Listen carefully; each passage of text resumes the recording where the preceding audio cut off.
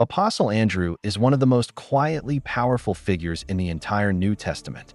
He's not the loudest apostle, not the most quoted, and he didn't write a book of the Bible. But his influence is woven into some of the most defining moments in Jesus' ministry. His story shows us what God can do through someone who doesn't need the spotlight to make an eternal impact.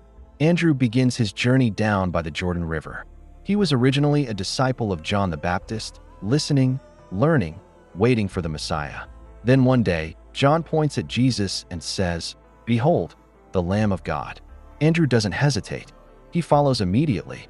In that moment, Andrew becomes one of the very first followers of Christ. His heart recognized what generations had been waiting for. What Andrew does next may be the most influential action of his entire life. After spending time with Jesus, he goes to find his brother, Simon, and he tells him, "We have found the Messiah." Then he brings him to Jesus. That brother Simon later becomes Peter, the rock on which the early church stands. One simple invitation, one quiet moment, shifted the future of Christianity. Andrew didn't preach a sermon or perform a miracle. He just connected someone he loved to Jesus. That's the kind of man he was. We see this same character in the feeding of the 5,000.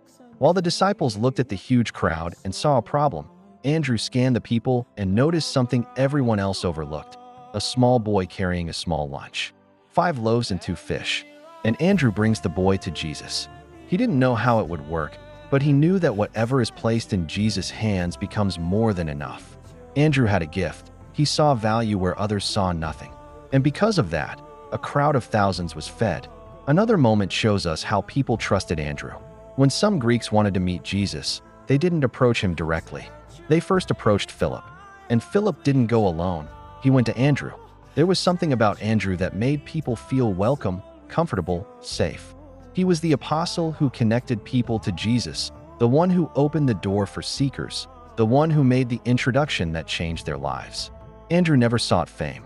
He never tried to outshine Peter or compete for leadership. Church history says that after the resurrection, he traveled far, preaching in Asia Minor and Greece. Eventually, in the city of Patras, he was arrested and sentenced to death. Tradition says he requested not to be crucified on the same type of cross as Jesus because he felt unworthy.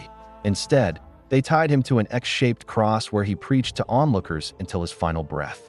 Andrew's life teaches us something powerful. God doesn't only use the loud, the bold, or the celebrated. Sometimes he uses the quiet ones, the inviters, the connectors, the people who notice what others ignore. Andrew changed the world simply by bringing people to Jesus, one person at a time.